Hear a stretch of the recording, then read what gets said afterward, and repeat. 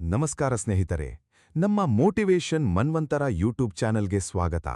ನೀವಿನ್ನೂ ನಮ್ಮ ಚಾನಲ್ಗೆ ಹೊಸಬರಾಗಿದ್ದರೆ ಈಗಲೇ ನಮ್ಮ ಚಾನಲ್ ಅನ್ನು ತಪ್ಪದೆ ಸಬ್ಸ್ಕ್ರೈಬ್ ಮಾಡಿ ಮತ್ತು ಬೆಲ್ ಬಟನ್ ಅನ್ನು ಕ್ಲಿಕ್ ಮಾಡುವುದನ್ನು ಮರೆಯಬೇಡಿ. ಒಂದು ಕ್ಷಣ ನಿಲ್ಲಿ, ನಿಮ್ಮ ಮನಸ್ಸಿನ ಆಳಕ್ಕೆ ಇಳಿದು ನೋಡಿ. ಇಂದು ರಾತ್ರಿ ನೀವು ಮಲಗಲು ಹೋದಾಗ ಕಣ್ಣು ಮುಚ್ಚಿದ ತಕ್ಷಣ ಒಂದು ಭಾವನೆ ಮನಸ್ಸನ್ನು ಆವರಿಸಿಕೊಳ್ಳುತ್ತದೆ. ಅದು ಯಾವ ಭಾವನೆ? ನೆಮ್ಮದಿಯ ನಗುವೆ? ಅಥವಾ ಒಳಗೊಳಗೆ ಒಂದು ಸಂಕಟ, ಒಂದು ಭಾರ, ಒಂದು ಅವ್ಯಕ್ತ ನೋವು? ಬಹಳ ಜನರಿಗೆ ಉತ್ತರ ಗೊತ್ತಿದೆ, ಆದರೆ ಯಾರ ಮುಂದೆಯೂ ಹೇಳಿಕೊಳ್ಳಲಾರರು. ಏಕೆಂದರೆ ಸೋಲನ್ನು ಒಪ್ಪಿಕೊಳ್ಳುವುದು ನಾಚಿಕೆಯೆಂದು ಈ ಜಗತ್ತು ಕಲಿಸಿಬಿಟ್ಟಿದೆ.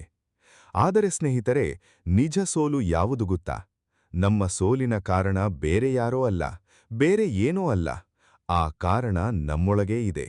ನಮ್ಮ ತಪ್ಪು ಆಲೋಚನೆಗಳಲ್ಲಿದೆ, ನಮ್ಮ ತಪ್ಪು ನಂಬಿಕೆಗಳಲ್ಲಿದೆ, ನಮ್ಮ ತಪ್ಪು ಅಭ್ಯಾಸಗಳಲ್ಲಿದೆ. ಇಂದು ನಾವು ಆ ಕಾರಣಗಳನ್ನು ಒಂದೊಂದಾಗಿ ಬಿಚ್ಚಿಡುತ್ತೇವೆ. ನೋವಾಗಬಹುದು, ಅಸ್ವಸ್ಥತೆಯಾಗಬಹುದು, ಆದರೆ ಗಾಯಕ್ಕೆ ಮದ್ದು ಹಚ್ಚಬೇಕೆಂದರೆ ಮೊದಲು ಆ ಗಾಯ ಎಲ್ಲಿದೆ ಎಂದು ತಿಳಿಯಬೇಕಲ್ಲವೇ? ಇಂದು ನಮ್ಮ ಸುತ್ತ ನೋಡಿ. ಮಹಾನಗರಗಳ ಓಡಾಟದಲ್ಲಿ, ಹಳ್ಳಿಗಳ ಮೌನದಲ್ಲಿ, ಯುವಕರ ಕಣ್ಣಿನಲ್ಲಿ, ವೃದ್ಧರ ನಿಟ್ಟುಸಿರಿನಲ್ಲಿ ಎಲ್ಲೆಡೆ ಒಂದೇ ಪ್ರಶ್ನೆ ತೇಲುತ್ತಿದೆ: ನಾನು ಎಷ್ಟು ಪ್ರಯತ್ನಿಸಿದರೂ ಏಕೆ ಗೆಲ್ಲಲಾಗುತ್ತಿಲ್ಲ?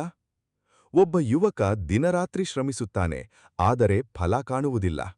ಒಬ್ಬ ತಾಯಿ ಸಂಸಾರ ನಡೆಸಲು ಹೆಣಗಾಡುತ್ತಾಳೆ, ಆದರೆ ನೆಮ್ಮದಿಯಿಲ್ಲ. ಒಬ್ಬ ವ್ಯಾಪಾರಿ ವರ್ಷಗಟ್ಟಲೆ ದುಡಿಯುತ್ತಾನೆ, ಆದರೆ ಸಾಲ ತೀರುವುದಿಲ್ಲ. ಒಬ್ಬ ವಿದ್ಯಾರ್ಥಿ ರಾತ್ರಿ ಕಳೆದು ಓದುತ್ತಾನೆ, ಆದರೆ ಫಲಿತಾಂಶ ನಿರಾಸೆ ತರುತ್ತದೆ. ಇದೇಕೆ ಹೀಗಾಗುತ್ತದೆ? ಏಕೆಂದರೆ ನಾವು ಶ್ರಮ ಮಾಡುತ್ತೇವೆ, ಆದರೆ ಸರಿಯಾದ ದಿಕ್ಕಿನಲ್ಲಿ ಮಾಡುತ್ತಿದ್ದೇವಾ ಎಂದು ಕೇಳಿಕೊಳ್ಳುವುದಿಲ್ಲ. ನಾವು ಓಡುತ್ತೇವೆ, ಆದರೆ ಯಾವ ದಿಕ್ಕಿನಲ್ಲಿ ಓಡುತ್ತಿದ್ದೇವೆ ಎಂದು ನಿಂತು ನೋಡುವುದಿಲ್ಲ. ನಾವು ಬಿತ್ತುತ್ತೇವೆ, ಆದರೆ ಯಾವ ಮಣ್ಣಿನಲ್ಲಿ ಬಿತ್ತುತ್ತಿದ್ದೇವೆ ಎಂದು ಗಮನಿಸುವುದಿಲ್ಲ.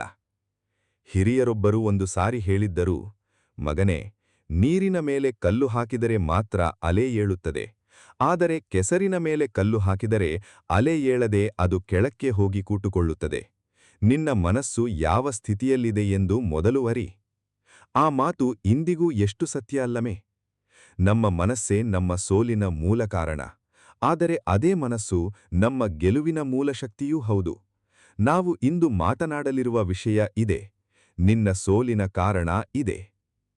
ಭಗವದ್ಗೀತೆಯಲ್ಲಿ ಶ್ರೀಕೃಷ್ಣ ಹೇಳಿದ ಒಂದು ಮಾತು ಸ್ಮರಿಸಿ: ಉದ್ಧರೇದಾತ್ಮನಾತ್ಮಾನಂ ನಾತ್ಮಾನಂ ಅವಸಾದಯೇತ್. ಆತ್ಮೈವ ಹ್ಯಾತ್ಮನೋ ಬಂಧುರಾತ್ಮೈವ ರಿಪುರಾತ್ಮನಃ. ಅರ್ಥ: ನಿನ್ನನ್ನು ನೀನೇ ಮೇಲೆತ್ತಿಕೋ, ನಿನ್ನನ್ನು ನೀನೇ ಕೆಳಕ್ಕೆ ತಳ್ಳಬೇಡ. ನಿನ್ನ ಮನಸ್ಸೇ ನಿನ್ನ ಗೆಳೆಯ, ನಿನ್ನ ಮನಸ್ಸೇ ನಿನ್ನ ಶತ್ರು. ಎಂಥ ಗಹೀನವಾದ ಸತ್ಯ! ನಮ್ಮ ಶತ್ರು ಹೊರಗಿಲ್ಲ, ಒಳಗಿದ್ದಾನೆ. ನಮ್ಮ ಸ್ನೇಹಿತ ಹೊರಗಿಲ್ಲ, ಒಳಗಿದ್ದಾನೆ. ಈ ಸತ್ಯ ಅರ್ಥವಾದ ದಿನ ನಮ್ಮ ಜೀವನ ಬದಲಾಗಲು ಪ್ರಾರಂಭವಾಗುತ್ತದೆ. ಇಂದು ಈ ಸಂಚಿಕೆಯ ಮೂಲಕ ನಾವು ಸೋಲಿನ 10 ಮೂಲ ಕಾರಣಗಳನ್ನು ಶೋಧಿಸುತ್ತೇವೆ. ಪ್ರತಿ ಕಾರಣವೂ ನಿಮ್ಮ ಎದೆಗೆ ಮುಟ್ಟಬಹುದು. ಆ ನೋವನ್ನು ತಡೆದುಕೊಳ್ಳಿ, ಏಕೆಂದರೆ ಆ ನೋವಿನ ಆಚೆ ಬೆಳಕಿದೆ, ಪರಿವರ್ತನೆಯಿದೆ, ಗೆಲುವಿದೆ. ಹಾಗಾದರೆ ಪ್ರಾರಂಭಿಸೋಣ. ಮೊದಲ ಕಾರಣ: ಸ್ಪಷ್ಟತೆಯ ಕೊರತೆ. ನೀವೀಗ ನಿಮ್ಮನ್ನೇ ಕೇಳಿಕೊಳ್ಳಿ, ನಿಮ್ಮ ಜೀವನದ ಗುರಿಯೇನು? ಒಂದೇ ಒಂದು ವಾಕ್ಯದಲ್ಲಿ ಹೇಳಬಲ್ಲಿರಾ? ಹೆಚ್ಚಿನ ಜನರಿಗೆ ಈ ಪ್ರಶ್ನೆಗೆ ಉತ್ತರವಿಲ್ಲ. ಚೆನ್ನಾಗಿ ಬಾಳಬೇಕು ಎಂದು ಹೇಳುತ್ತಾರೆ. ಚೆನ್ನಾಗಿ ಬಾಳುವುದು ಎಂದರೇನು? ಎಷ್ಟು ಹಣ, ಯಾವ ಸ್ಥಾನ, ಯಾವ ಸಂಬಂಧ, ಯಾವ ಸಂತೋಷ? ಗುರಿ ಸ್ಪಷ್ಟವಿಲ್ಲದ ಬಿಲ್ಲುಗಾರ ಎಷ್ಟು ಚೆನ್ನಾಗಿ ಗುರಿ ಹೊಡೆದರೂ ಅದು ಎಲ್ಲಿ ಬೀಳುತ್ತದೆ ಎಂದು ಗೊತ್ತಿಲ್ಲ. ಹಾಗೆಯೇ ಗುರಿಯಿಲ್ಲದ ಜೀವನ ಎಷ್ಟು ಓಡಿದರೂ ಎಲ್ಲಿ ತಲುಪುತ್ತೋ ಅದು ಯಾದೃಚ್ಛಿಕ. ಮಹಾಭಾರತದಲ್ಲಿ ಅರ್ಜುನ ಹೇಗಿದ್ದ ನೆನಪಿದೆಯಾ? ದ್ರೋಣಾಚಾರ್ಯರು ಶಿಷ್ಯರನ್ನು ಪರೀಕ್ಷಿಸಲು ಮರದ ಮೇಲೆ ಒಂದು ಪಕ್ಷಿಯ ಆಕೃತಿಯಿಟ್ಟು, ನೀವು ಏನು ನೋಡುತ್ತಿದ್ದೀರಿ ಎಂದು ಕೇಳಿದ್ದರು. ಯುಧಿಷ್ಠಿರ ಮರ, ಕೊಂಬೆ, ಎಲೆ, ಪಕ್ಷಿ ಎಂದ. ಭೀಮ ಮರ ಮತ್ತು ಪಕ್ಷಿ ಎಂದ. ಆದರೆ ಅರ್ಜುನ ಪಕ್ಷಿಯ ಕಣ್ಣು ಮಾತ್ರ ಕಾಣುತ್ತಿದೆ ಎಂದ. ಅದೇ ಏಕಾಗ್ರತೆ, ಅದೇ ಗುರಿಯ ಸ್ಪಷ್ಟತೆ ಅವನನ್ನು ಮಹಾವೀರನಾಗಿಸಿತು. ನಮ್ಮ ಸೋಲಿನ ಮೊದಲು ಮತ್ತು ಪ್ರಮುಖ ಕಾರಣ ಇದೆ: ಗುರಿಯಿಲ್ಲ, ಸ್ಪಷ್ಟತೆಯಿಲ್ಲ, ದೃಷ್ಟಿಯಿಲ್ಲ. ಬದುಕಿನ ದಾರಿಯಲ್ಲಿ ನಕ್ಷೆಯಿಲ್ಲದೆ ಹೊರಟ ಪ್ರಯಾಣಿಕನಂತೆ ನಾವು ಅಲೆದಾಡುತ್ತೇವೆ. ದಾರಿಯಲ್ಲಿ ಸಿಕ್ಕ ಯಾರೋ ಇತ್ತ ಬಾ ಎಂದರೆ ಇತ್ತ ಹೋಗುತ್ತೇವೆ, ಮತ್ತೊಬ್ಬರು ಅತ್ತ ಬಾ ಎಂದರೆ ಅತ್ತ ಹೋಗುತ್ತೇವೆ. ಕೊನೆಗೆ ಎಲ್ಲಿಗೂ ತಲುಪದೇ ಹೋಗುತ್ತೇವೆ. ಇದೇ ನಮ್ಮ ದುರಂತ. ಆದರೆ ಸ್ನೇಹಿತರೆ, ಗುರಿಯಿಲ್ಲದಿರುವುದು ಒಂದು ಕಾರಣ ಮಾತ್ರ. ಇನ್ನೂ ಅನೇಕ ಕಾರಣಗಳಿವೆ. ಅವನ್ನು ನಾವು ಮುಂದಿನ ಭಾಗಗಳಲ್ಲಿ ಶೋಧಿಸುತ್ತೇವೆ. ಆದರೆ ಈ ಭಾಗದ ಸಾರವನ್ನು ಒಮ್ಮೆ ಎದೆಗೆ ಇಳಿಸಿಕೊಳ್ಳಿ. ನಿಮ್ಮ ಜೀವನದ ದಿಕ್ಕು ನೀವೇ ನಿರ್ಧರಿಸಬೇಕು. ನಿಮ್ಮ ಗುರಿ ನೀವೇ ಆಯ್ಕೆ ಮಾಡಿಕೊಳ್ಳಬೇಕು. ಯಾರೋ ನಿಮ್ಮ ದಾರಿ ತೋರಿಸಲಿ ಎಂದು ಕಾಯುತ್ತ ಕೂಟುಕೊಳ್ಳಬೇಡಿ. ಆಕಾಶದಲ್ಲಿ ಹಾರುವ ಹಕ್ಕಿ ತನ್ನ ದಿಕ್ಕು ತಾನೇ ನಿರ್ಧರಿಸುತ್ತದೆ.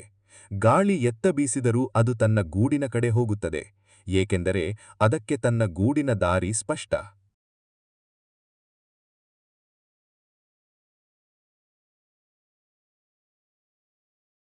ಒಂದು ಆಸಕ್ತಿಕರ ವಿಷಯ ನೋಡಿ. ಕೆಲವರಿಗೆ ಗುರಿ ಸ್ಪಷ್ಟ ಇರುತ್ತದೆ. ಅವರಿಗೆ ಅವರ ಕನಸು ಗೊತ್ತು, ಅವರ ದಾರಿ ಗೊತ್ತು. ಆದರೂ ಅವರು ಮೊದಲ ಹೆಜ್ಜೆ ಇಡುವುದಿಲ್ಲ. ಏಕೆ? ಏಕೆಂದರೆ ಭಯ ಎಂಬ ಬೇಡಿ ನಮ್ಮ ಕಾಲಿಗೆ ಬಿದ್ದಿದೆ. ನಾವೆಷ್ಟೇ ಮೇಲೆ ಹೋಗಲು ಪ್ರಯತ್ನಿಸಿದರೂ ಆ ಭಯ ನಮ್ಮನ್ನು ಕೆಳಕ್ಕೆಳೆಯುತ್ತದೆ. ಭಯ ಒಂದು ಅಗೋಚರ ಸರಪಳಿ. ಅದು ಕಾಣಿಸುವುದಿಲ್ಲ, ಆದರೆ ಅನುಭವಿಸಿದಾಗ ತಿಳಿಯುತ್ತದೆ. ನಾನು ಪ್ರಯತ್ನಿಸಿ ಸೋತರೆ ಎಂಬ ಭಯ. ಜನ ನನ್ನನ್ನು ನಗುತ್ತಾರೆ ಎಂಬ ಭಯ. ನಾನು ಅದಕ್ಕೆ ಯೋಗ್ಯನಲ್ಲ ಎಂಬ ಭಯ. ಏನಾದರೂ ತಪ್ಪಾದರೆ ಎಂಬ ಭಯ. ಈ ಭಯಗಳ ಪಟ್ಟಿ ಮುಗಿಯುವುದೇ ಇಲ್ಲ. ನನ್ನ ಪರಿಚಯದ ಒಬ್ಬ ಯುವಕನ ಕಥೆ ಕೇಳಿ. ಅವನಿಗ ಅದ್ಭುತ ಗಾಯನ ಪ್ರತಿಭೆಯಿತ್ತು. ತಾಯಿ ನೀನು ಹಾಡಬೇಕು, ಸಂಗೀತ ಕಲಿ ಎಂದರು. ಅಕ್ಕಪಕ್ಕದ ಊರಿನವರು ಇವನ ಧ್ವನಿ ಅದ್ಭುತ ಎಂದರು. ಆದರೆ ಅವನು ಒಂದೇ ಒಂದು ಕಾರ್ಯಕ್ರಮದಲ್ಲಿ ಭಾಗವಹಿಸಲಿಲ್ಲ. ಕಾರಣ? ಜನ ನಕ್ಕರೆ, ನಾನು ತಪ್ಪು ಹಾಡಿದರೆ, ಮೇಷ್ಟ್ರು ಬೈದರೆ, ಭಯ ಭಯ ಭಯ. ಕೊನೆಗೆ ಆ ಅದ್ಭುತ ಗಾಯಕ ಒಂದು ಅಂಗಡಿಯ ಲೆಕ್ಕದ ಪುಸ್ತಕ ಬರೆಯುತ್ತ ಜೀವನ ಕಳೆದ. ಇದು ಒಬ್ಬನ ಕಥೆಯಲ್ಲ, ಇದು ಲಕ್ಷಾಂತರ ಜನರ ಕಥೆ. ಭಯ ಎಲ್ಲಿಂದ ಬರುತ್ತದೆ? 3 ಮೂಲಗಳಿಂದ. ಮೊದಲನೆಯದು ಬಾಲ್ಯದ ಗಾಯಗಳು. ಯಾರಾದರೂ ಒಮ್ಮೆ ನೀನು ಇದನ್ನು ಮಾಡಲಾರೆ ಎಂದಿದ್ದರೆ ಆ ಮಾತು ಮನಸ್ಸಿನ ಆಳದಲ್ಲಿ ಕೂತಿರುತ್ತದೆ. ಶಾಲೆಯಲ್ಲಿ ಶಿಕ್ಷಕರು ಒಮ್ಮೆ ಅಪಮಾನ ಮಾಡಿದ್ದರೆ, ಮನೆಯಲ್ಲಿ ಒಮ್ಮೆ ತಿರಸ್ಕರಿಸಿದ್ದರೆ ಆ ಅನುಭವ ಭಯದ ಬೀಜ ಬಿತ್ತಿರುತ್ತದೆ. ಎರಡನೆಯದು ಹಿಂದಿನ ಸೋಲಿನ ನೆನಪು. ಒಮ್ಮೆ ಸೋತ ಅನುಭವ ಮನಸ್ಸಿನಲ್ಲಿ ಎಷ್ಟು ಆಳವಾಗಿ ಕೆತ್ತಿರುತ್ತದೆ ಎಂದರೆ, ಈ ಸಾರಿ ಪ್ರಯತ್ನಿಸಿದರೂ ಸೋಲುತ್ತೇನೆ ಎಂಬ ನಂಬಿಕೆಯಾಗಿಬಿಡುತ್ತದೆ. ಮೂರನೆಯದು ಇತರರ ಅಭಿಪ್ರಾಯದ ಭಯ. ನನ್ನ ಗೆಳೆಯರು ಏನು ಹೇಳಬಹುದು? ನೆರೆಹೊರೆಯವರು ಏನು ಯೋಚಿಸಬಹುದು? ಸಮಾಜ ಏನೆನ್ನಬಹುದು? ಈ ಕಾಳಜಿ ನಮ್ಮನ್ನು ಕಟ್ಟಿಹಾಕುತ್ತದೆ. ರಾಮಾಯಣದ ಸಂದರ್ಭ ನೋಡಿ. ಹನುಮಂತ ಸಮುದ್ರ ದಾಟಬೇಕಾಗಿತ್ತು. ವಾನರ ಸೇನೆಯ ಎಲ್ಲರೂ ನಿರಾಶರಾಗಿ ಕೂಟಿದ್ದರು. ಇಷ್ಟು ದೊಡ್ಡ ಸಮುದ್ರ ದಾಟುವುದು ಸಾಧ್ಯವೇ ಎಂಬ ಭಯ ಎಲ್ಲರನ್ನೂ ಆವರಿಸಿತ್ತು. ಆಗ ಜಾಂಬವಂತ ಹನುಮಂತನ ಬಳಿ ಬಂದು, ನೀನು ಎಷ್ಟು ಶಕ್ತಿಶಾಲಿ ಎಂದು ಮರೆತಿರುವೆ, ನಿನ್ನ ಬಲ ನೆನಪಿಸಿಕೋ ಎಂದ. ಆ ಒಂದು ಮಾತು ಸಾಕಾಯಿತು. ಹನುಮಂತ ಎದ್ದು ಬೆಳೆದು ಮೇರು ಪರ್ವತದಂತೆ ನಿಂತು ಮತ್ತು ಸಮುದ್ರ ದಾಟಿ ಲಂಕೆ ಸೇರಿದ. ನಿಮ್ಮ ಜೀವನದಲ್ಲಿ ಜಾಂಬವಂತ ಇಲ್ಲದೇ ಇರಬಹುದು, ಆದರೆ ನೀವೇ ನಿಮ್ಮ ಜಾಂಬವಂತ ಆಗಬೇಕು. ನಿಮ್ಮ ಬಲ ನೀವೇ ನೆನಪಿಸಿಕೊಳ್ಳಬೇಕು. ನಿಮ್ಮ ಶಕ್ತಿ ನೀವೇ ಅರಿಯಬೇಕು. ಭಯ ಅಳಿಸಲು ಒಂದೇ ಉಪಾಯ: ಕ್ರಿಯೆ. ಭಯ ಇದ್ದರೂ ಮುಂದೆ ಹೋಗು. ಮೊದಲ ಹೆಜ್ಜೆ ಇಟ್ಟ ತಕ್ಷಣ ಭಯ ಕರಗಲು ಶುರುವಾಗುತ್ತದೆ. ಮೋಡ ಇರುವ ಆಕಾಶದಲ್ಲೂ ಮಳೆ ಬೀಳಲು ಒಂದು ತೊಟ್ಟು ಮೊದಲು ಬೀಳಬೇಕಲ್ಲ? ಹಾಗೆಯೇ ಭಯದ ಮೋಡದಲ್ಲೂ ಕ್ರಿಯೆ ಎಂಬ ಮೊದಲ ತೊಟ್ಟು ಬಿದ್ದರೆ ನಂತರ ಧೈರ್ಯ ಝರಿಯಾಗಿ ಹರಿಯುತ್ತದೆ. ಭಯದ ಸರಪಳಿಯನ್ನು ಮೀರಿ ಕೆಲವರು ಮೊದಲ ಹೆಜ್ಜೆ ಇಡುತ್ತಾರೆ, ಕೆಲಸ ಶುರು ಮಾಡುತ್ತಾರೆ, ಪ್ರಯತ್ನ ಆರಂಭಿಸುತ್ತಾರೆ. ಆದರೆ ಕೆಲವು ದಿನಗಳ ನಂತರ ನಿಂತುಬಿಡುತ್ತಾರೆ. ಎಷ್ಟು ದಿನ ಮಾಡಿದರೂ ಏನೂ ಆಗ್ತಾ ಇಲ್ಲ ಎಂದು ಕೈಬಿಟ್ಟು ಬಿಡುತ್ತಾರೆ. ಇದು ಸೋಲಿನ ಮೂರನೆಯ ಮತ್ತು ಅತ್ಯಂತ ಸಾಮಾನ್ಯ ಕಾರಣ: ತಾಳ್ಮೆಯ ಕೊರತೆ. ನಾವು ಇಂದು ತಕ್ಷಣ ಫಲ ನಿರೀಕ್ಷಿಸುವ ಕಾಲದಲ್ಲಿ ಬದುಕುತ್ತಿದ್ದೇವೆ. ಅಂಗಡಿಗೆ ಹೋದರೆ ತಕ್ಷಣ ವಸ್ತು ಬೇಕು, ಊಟ ಮಾಡಬೇಕೆಂದರೆ ತಕ್ಷಣ ಸಿದ್ಧ ಬೇಕು, ಮನೆಯಲ್ಲಿ ಕೂತು ಮೊಬೈಲ್ನಲ್ಲಿ ಕ್ಲಿಕ್ ಮಾಡಿದರೆ ಎಲ್ಲವೂ ಬಾಗಿಲಿಗೆ ಬರಬೇಕು.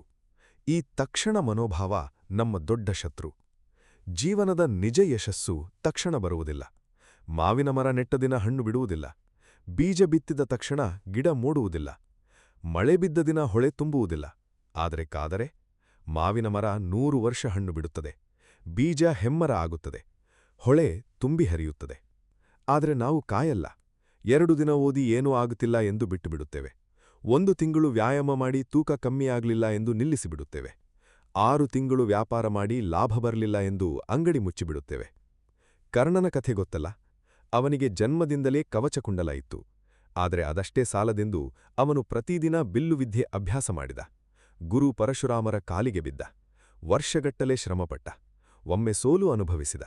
2 ಸಾರಿ ಅವಮಾನ ಅನುಭವಿಸಿದ. 100 ಸಾರಿ ತಿರಸ್ಕಾರ ಅನುಭವಿಸಿದ. ಆದರೂ ನಿಲ್ಲಲಿಲ್ಲ. ಕೊನೆಗೆ ಮಹಾಭಾರತದ ಮಹಾವೀರನಾದ. ತಾಳ್ಮೆ ಒಂದು ಶಸ್ತ್ರ. ಅದನ್ನು ಹಿಡಿದು ಸತತ ಶ್ರಮಿಸಿದವನು ಜಯಿಸುತ್ತಾನೆ. ಇಲ್ಲದಿದ್ದರೆ ಮಧ್ಯದಲ್ಲೇ ಕೈಬಿಡುತ್ತಾನೆ. ಗೆಲ್ಲುವವರು ಮತ್ತು ಸೋಲುವವರ ನಡುವಿನ ಒಂದೇ ಒಂದು ವ್ಯತ್ಯಾಸ ಇದು. ಗೆಲ್ಲುವವರು 1 ಸಾರಿ ಹೆಚ್ಚು ಪ್ರಯತ್ನಿಸುತ್ತಾರೆ. ಮರದ ಕಡಿಯಲು ಹೋದ ಅಕ್ಕಸಾಲಿ 1 ಸಾರಿ ಕೊಡಲಿ ಬಿದ್ದ ತಕ್ಷಣ ಮರ ಬೀಳಲ್ಲ. 5 ಸಾರಿ, 10 ಸಾರಿ, 50 ಸಾರಿ ಬಡಿಯಬೇಕು. 51ನೇ ಏಟಿಗೆ ಮರ ಬಿದ್ದಿತೆಂದರೆ ಹಿಂದಿನ 50 ಏಟು ವ್ಯರ್ಥವಾಗಿಲ್ಲ. ಅವೆಲ್ಲ 51ನೇ ಏಟಿನ ಬಲ ಕೊಟ್ಟಿದ್ದವು. ಹಾಗೆಯೇ ನಿಮ್ಮ ಪ್ರತಿ ಪ್ರಯತ್ನ, ಪ್ರತಿ ಶ್ರಮ, ಪ್ರತಿ ರಾತ್ರಿ ಮಲಗದೆ ಕೆಲಸ ಮಾಡಿದ ದಿನ ಎಲ್ಲ ವ್ಯರ್ಥವಲ್ಲ. ಅವೆಲ್ಲ ನಿಮ್ಮ ಯಶಸ್ಸಿನ ಮೆಟ್ಟಿಲುಗಳು. ಆ ಯಶಸ್ಸು ಇನ್ನೊಂದು ದಿನ, 1 ತಿಂಗಳು, 1 ವರ್ಷ ದೂರ ಇರಬಹುದು. ಆದರೆ ನೀವು ನಿಲ್ಲದ ಹೊರತು ಅದು ಬರುವುದು ನಿಶ್ಚಿತ. ನಮ್ಮ ಹಿರಿಯರು ಹೇಳುತ್ತಿದ್ದರು, ಹನಿ ಹನಿ ಗೂಡಿದರೆ ಹಳ್ಳ. ಒಂದೊಂದು ಹನಿಯೂ ಮುಖ್ಯ. ಒಂದೊಂದು ದಿನದ ಪ್ರಯತ್ನವೂ ಮುಖ್ಯ. ತಾಳ್ಮೆ ಕಳೆದುಕೊಂಡ ಕ್ಷಣ ಹಳ್ಳ ನಿಲ್ಲುತ್ತದೆ. ನಮ್ಮ ಸೋಲಿಗೆ ತಾಳ್ಮೆಯ ಕೊರತೆ ಒಂದು ಮೂಲ ಕಾರಣ. ತಾಳ್ಮೆಯ ಕೊರತೆಯ ಜೊತೆ ನಮ್ಮನ್ನು ಕಾಡುವ ಇನ್ನೊಂದು ಮಹಾಸಮಸ್ಯೆ ಏನೆಂದರೆ ಹೋಲಿಕೆ. ಬೇರೆಯವರ ಜೊತೆ ನಮ್ಮನ್ನು ಹೋಲಿಸಿಕೊಳ್ಳುವ ಅಭ್ಯಾಸ. ಇದು ನಮ್ಮ ಶಾಂತಿಯನ್ನು ಕಸಿದುಕೊಳ್ಳುತ್ತದೆ, ನಮ್ಮ ಆನಂದ ಕಿತ್ತುಕೊಳ್ಳುತ್ತದೆ ಮತ್ತು ನಮ್ಮ ಆತ್ಮಬಲ ಉಡುಗಿಸುತ್ತದೆ. ಅವನಿಗೆ ಅಷ್ಟು ಸಂಬಳ, ನನಗೆ ಇಷ್ಟೇ. ಅವರ ಮಗ ಅಮೆರಿಕಾದಲ್ಲಿ ಓದುತ್ತಾನೆ, ನನ್ನ ಮಗ ಇಲ್ಲಿ ಕಾಲೇಜಿನಲ್ಲಿ ಸೋತ. ಅವಳ ಮನೆ ಎಷ್ಟು ಚೆನ್ನಾಗಿದೆ, ನನ್ನ ಮನೆ ಹೀಗಿದೆ. ಈ ಹೋಲಿಕೆಯ ಬಾಣ ನಮ್ಮ ಎದೆಯನ್ನೇ ಚುಚ್ಚುತ್ತದೆ. ಸ್ನೇಹಿತರೆ, ಪ್ರತಿ ಮನುಷ್ಯನ ಯಾತ್ರೆ ಬೇರೆ. ಪ್ರತಿ ಮನುಷ್ಯನ ಕಾಲ ಬೇರೆ. ಪ್ರತಿ ಮನುಷ್ಯನ ಸಾಮರ್ಥ್ಯ ಬೇರೆ.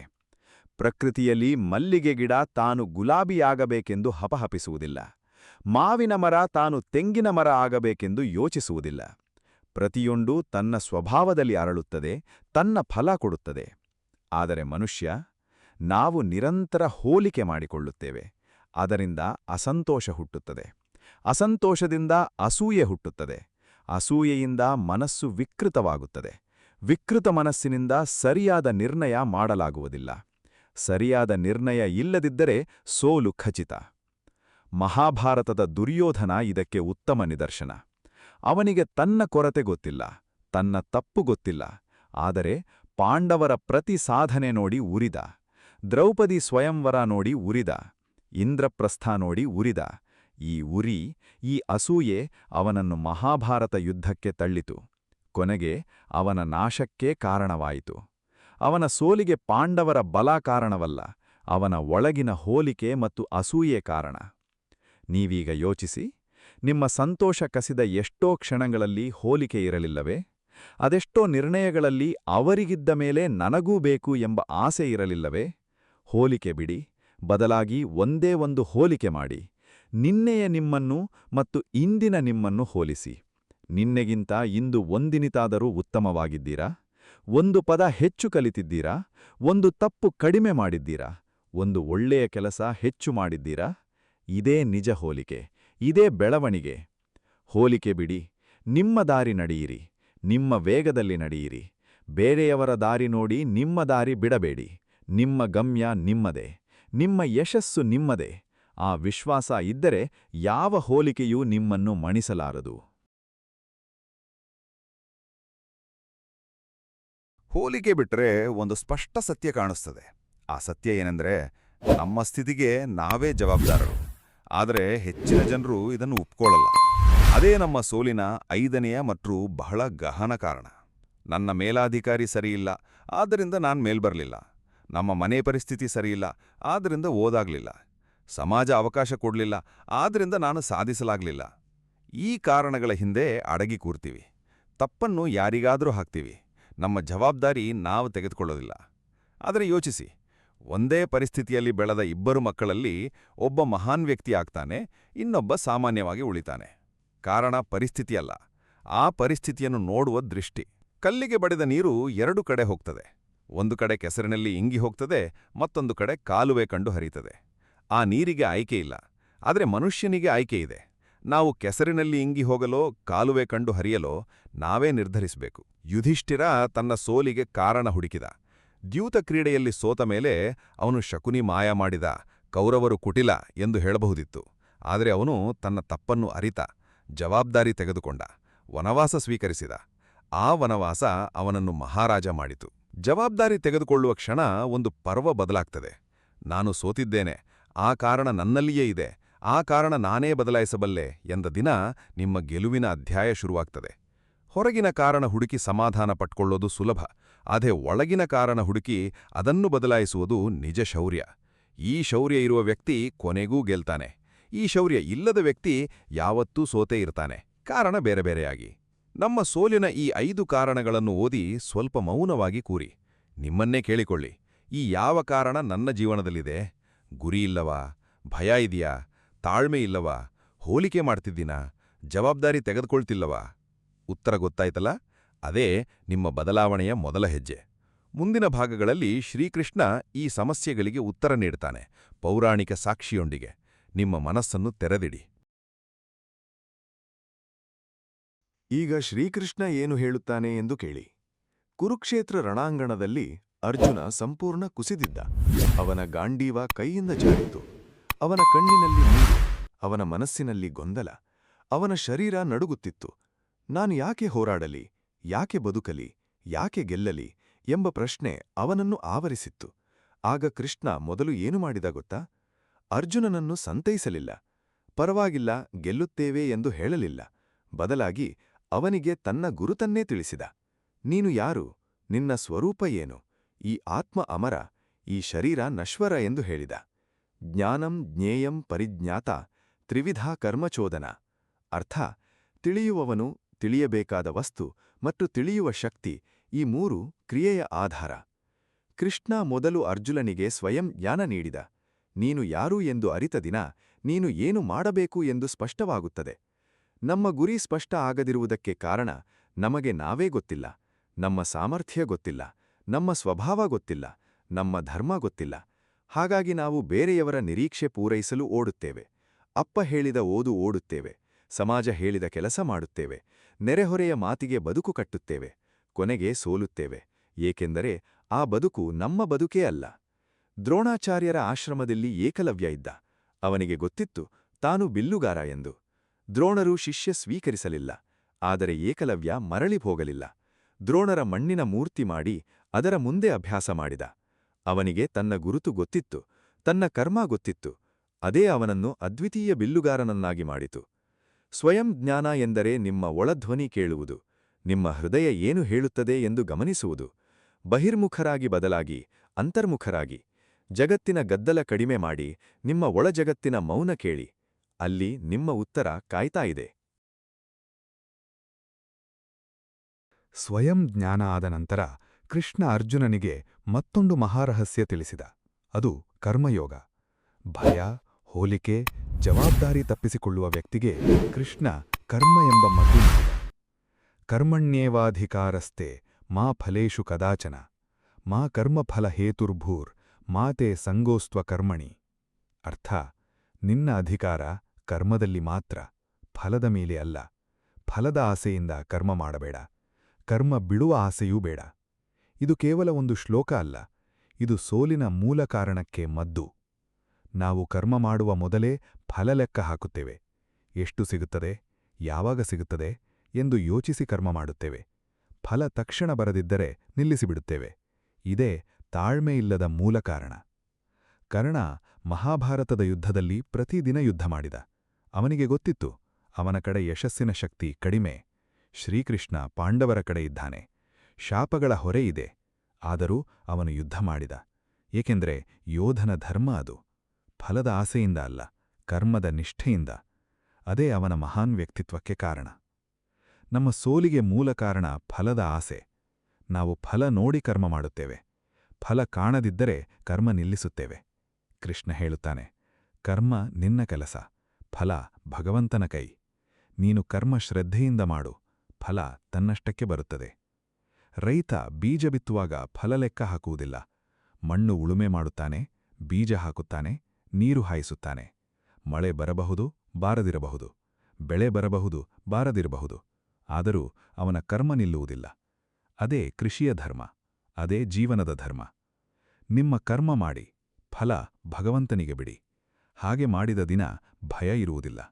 ಏಕೆಂದರೆ ಫಲದ ಆಸೆ ಇಲ್ಲದಿದ್ದರೆ ಸೋಲಿನ ಭಯ ಇರುವುದಿಲ್ಲ, ಹೋಲಿಕೆ ಇರುವುದಿಲ್ಲ. ಏಕೆಂದರೆ ನಿಮ್ಮ ಕರ್ಮ ನಿಮ್ಮದು, ಬೇರೆಯವರ ಕರ್ಮ ಅವರದು. ಕರ್ಮ ಮಾಡಿದ ನಂತರ ಫಲ ಬಂದಾಗ ಅಹಂಕಾರ ಪಡಬೇಡ, ಫಲ ಬಾರದಿದ್ದರೆ ದುಃಖ ಪಡಬೇಡ ಎಂದು ಕೃಷ್ಣ 3ನೇಯ ಮಹಾತತ್ವ ಹೇಳುತ್ತಾನೆ. ಸಮತ್ವ, ಸಮಂ ಸರ್ವೇಷು ಭೂತೇಷು ತಿಷ್ಠಂತಂ ಪರಮೇಶ್ವರಂ. ಗೆಲುವು ಬಂದರೂ ಮನಸ್ಸು ಸ್ಥಿರ, ಸೋಲು ಬಂದರೂ ಮನಸ್ಸು ಸ್ಥಿರ, ಇದೇ ಸಮತ್ವ. ಮಹಾಭಾರತದ ದ್ರೌಪದಿ ಇದಕ್ಕೆ ಉತ್ತಮ ಉದಾಹರಣೆ.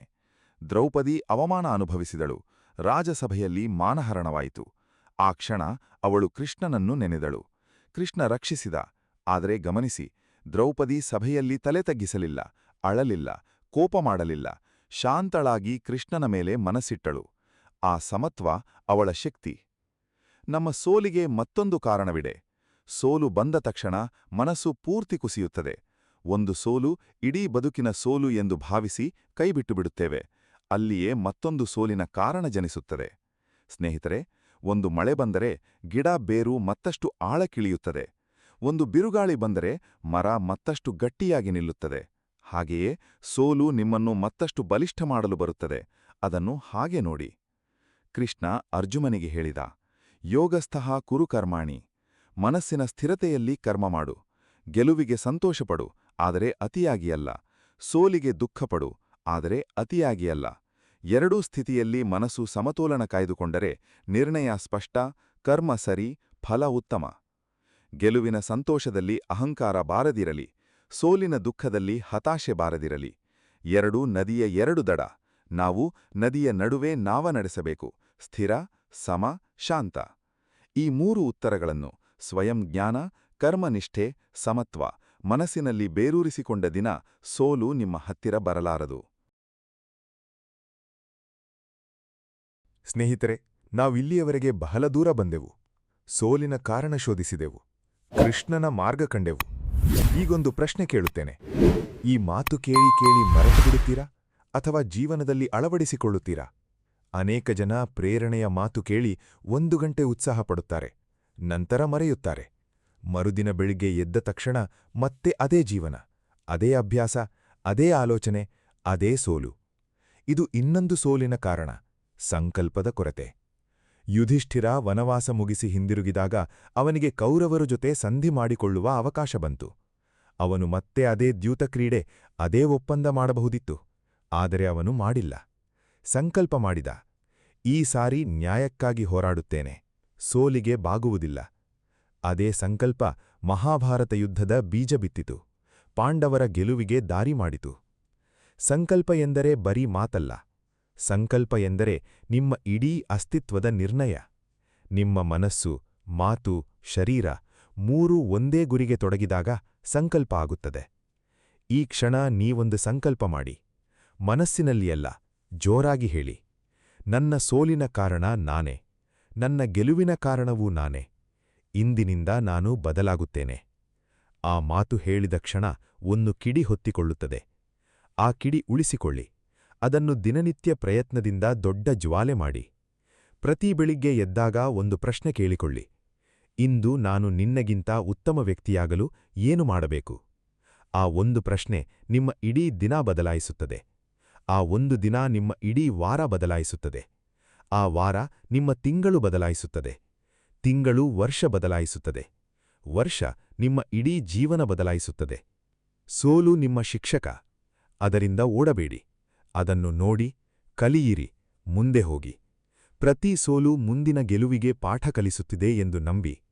ನಿಮ್ಮ ಸಂಕಲ್ಪ ದೃಢ ಇದ್ದರೆ ಯಾವ ಸೋಲು ನಿಮ್ಮ ಕೊನೆಯ ನಿಲ್ದಾಣ ಅಲ್ಲ, ಅದು ಗೆಲುವಿನ ದಾರಿಯಲ್ಲಿ ಒಂದು ತಿರುವು ಮಾತ್ರ. ಸ್ನೇಹಿತರೆ, ಈ ಸಂಚಿಕೆಯ ಕೊನೆಯ ಭಾಗ ಬಂದಿದೆ. ಆದರೆ ಇದು ಕೊನೆಯಲ್ಲ, ಇದು ನಿಮ್ಮ ಹೊಸ ಆರಂಭ. ನಾವು ಇಂದು ಏನು ಕಲಿತೆವು? ಸೋಲಿನ ಕಾರಣ ಗುರಿಯಿಲ್ಲದಿರುವುದು, ಭಯ, ತಾಳ್ಮೆಯ ಕೊರತೆ, ಹೋಲಿಕೆ, ಜವಾಬ್ದಾರಿ ತಪ್ಪಿಸಿಕೊಳ್ಳುವುದು, ಸ್ವಯಂ ಜ್ಞಾನ ಇಲ್ಲದಿರುವುದು, ಕರ್ಮ ನಿಷ್ಠೆ ಇಲ್ಲದಿರುವುದು, ಸಮತ್ವ ಕಳೆದುಕೊಳ್ಳುವುದು, ಸಂಕಲ್ಪ ಇಲ್ಲದಿರುವುದು ಇವೆಲ್ಲ ನಮ್ಮ ಒಳಗಿನ ಶತ್ರುಗಳು. ಮತ್ತು ಒಂದು ಮಹಾಸತ್ಯ, ಈ ಶತ್ರುಗಳನ್ನು ಬೇರೆ ಯಾರೂ ಗೆಲ್ಲಿಸಿಕೊಡಲಾರರು, ನೀವೇ ಗೆಲ್ಲಬೇಕು. ಶ್ರೀಕೃಷ್ಣ ಅರ್ಜುನನಿಗೆ ಗೀತೆ ಹೇಳಿದ, ಆದರೆ ಯುದ್ಧ ಮಾಡಿದ್ದು ಅರ್ಜುನನೇ. ಭಗವಂತ ದಾರಿ ತೋರಿಸಬಲ್ಲ, ಬಲ ನೀಡಬಲ್ಲ, ಆದರೆ ಹೆಜ್ಜೆ ಇಡಬೇಕಾದ್ದು ನೀವೇ. ನಿಮ್ಮ ಜೀವನ ಒಂದು ಮಹಾಭಾರತ. ಅದರಲ್ಲಿ ಕೌರವರಿಲ್ಲ, ಪಾಂಡವರಿಲ್ಲ. ಅದರಲ್ಲಿ 2 ಶಕ್ತಿಗಳಿವೆ, ಒಳ್ಳೆಯ ಯೋಚನೆ ಮತ್ತು ಕೆಟ್ಟ ಯೋಚನೆ, ಧೈರ್ಯ ಮತ್ತು ಭಯ, ಕರ್ಮ ಮತ್ತು ಸೋಮಾರಿತನ, ಸ್ವಯಂ ಜ್ಞಾನ ಮತ್ತು ಅಜ್ಞಾನ. ಈ ಯುದ್ಧದಲ್ಲಿ ನೀವು ಯಾವ ಕಡೆ ನಿಲ್ಲುತ್ತೀರಿ? ಒಳ್ಳೆಯ ಶಕ್ತಿ ಕಡೆ ನಿಂತರೆ ಗೆಲ್ಲುತ್ತೀರಿ. ನೀವು ಸಾಮಾನ್ಯ ಅಲ್ಲ. ಪ್ರತಿ ಮನುಷ್ಯ ಅಸಾಮಾನ್ಯ ಸಾಮರ್ಥ್ಯ ಹೊಂದಿದ್ದಾನೆ. ಆದರೆ ಆ ಸಾಮರ್ಥ್ಯ ಮೇಲಿನ ಧೂಳು ತೆಗೆದು ಆ ಬೆಳಕು ಹೊರಗೆ ಬರಲು ಪ್ರಯತ್ನ ಮಾಡಬೇಕು. ಆ ಪ್ರಯತ್ನ ಮಾಡಲು ಇಂದೇ ಶುರು ಮಾಡಿ. ನಾಳೆ ಬೇಡ, ನಂತರ ಬೇಡ, ಈ ಕ್ಷಣ. ಭಗವದ್ಗೀತೆಯ ಕೊನೆಯ ಅಧ್ಯಾಯದಲ್ಲಿ ಕೃಷ್ಣ ಹೇಳುತ್ತಾನೆ, ಯತ್ರ ಯೋಗೇಶ್ವರಃ ಕೃಷ್ಣೋ ಯತ್ರ ಪಾರ್ಥೋ ಧನುರ್ಧರಃ ತತ್ರ ಶ್ರೀರ್ವಿಜಯೋ ಭೂತಿರ್ಧ್ರುವ ನೀತಿರ್ಮತಿರ್ಮಮ. ಅರ್ಥ, ಎಲ್ಲಿ ಯೋಗೇಶ್ವರ ಕೃಷ್ಣ ಇದ್ದಾನೋ ಮತ್ತು ಅರ್ಜುನ ಬಿಲ್ಲು ಹಿಡಿದಿದ್ದಾನೋ ಅಲ್ಲಿ ಶ್ರೀ, ವಿಜಯ, ಸಮೃದ್ಧಿ ಮತ್ತು ನ್ಯಾಯ ಖಂಡಿತ. ಅಂದರೆ ಭಗವಂತ ನಿಮ್ಮ ಜೊತೆ ಇದ್ದಾನೆ, ಆದರೆ ನೀವು ಬಿಲ್ಲು ಹಿಡಿಯಬೇಕು. ಬದುಕಿನ ಹೋರಾಟಕ್ಕೆ ನೀವು ಸನ್ನದ್ಧರಾಗಬೇಕು. ಎದ್ದು ನಿಲ್ಲಬೇಕು. ಸೋಲಿಗೆ ಬೆನ್ನು ತೋರಿಸಬೇಕು. ಗೆಲುವಿನ ದಾರಿ ನಡೆಯಬೇಕು. ನಿಮ್ಮ ಸೋಲು ನಿಮ್ಮ ಕೊನೆಯ ಮಾತಲ್ಲ, ನಿಮ್ಮ ಗೆಲುವು ನಿಮ್ಮ ಕೊನೆಯ ಮಾತಾಗಲಿ. ಎಷ್ಟೇ ಭಾರ ಇದ್ದರೂ ಎದ್ದೇಳಿ. ಎಷ್ಟೇ ಅಂಧಕಾರ ಇದ್ದರೂ 1 ಹೆಜ್ಜೆ ಮುಂದೆ ಹೋಗಿ. ಏಕೆಂದರೆ ಆ 1 ಹೆಜ್ಜೆ ಮುಂದಿನ 100 ಹೆಜ್ಜೆಗಳ ದಾರಿ ತೆರೆಯುತ್ತದೆ. ನೀವು ಗೆಲ್ಲಲೇಬೇಕು. ನೀವು ಗೆಲ್ಲಲು ಹುಟ್ಟಿದ್ದೀರಿ. ಆ ಸತ್ಯ ಮರೆಯಬೇಡಿ. ಇದಿಷ್ಟು ಈ ಸಂಚಿಕೆಯ ವಿಷಯವಾಗಿದೆ. ಈ ಸಂಚಿಕೆಯ ಅನಿಸಿಕೆಯ ಅಭಿಪ್ರಾಯಗಳನ್ನು ತಪ್ಪದೇ ನಮ್ಮೊಂದಿಗೆ ಹಂಚಿಕೊಳ್ಳಿ ಮತ್ತು ಲೈಕ್ ಮಾಡುವುದನ್ನು ಮರೆಯಬೇಡಿ. ಈ ಸಂಚಿಕೆ ನಿಮಗೆ ಇಷ್ಟವಾಗಿದ್ದಲ್ಲಿ ಹರೇ ಕೃಷ್ಣ ಎಂದು ಕಮೆಂಟ್ ಮಾಡಿ ಅಥವಾ ನಿಮ್ಮಿಷ್ಟದ ದೇವರ ಹೆಸರನ್ನು ಕಮೆಂಟ್ನಲ್ಲಿ ಬರೆಯಿರಿ. ಆ ಭಗವಂತನು ನಿಮ್ಮೆಲ್ಲರನ್ನೂ ಆಶೀರ್ವಾದಿಸಲಿ. ವಂದನೆಗಳು.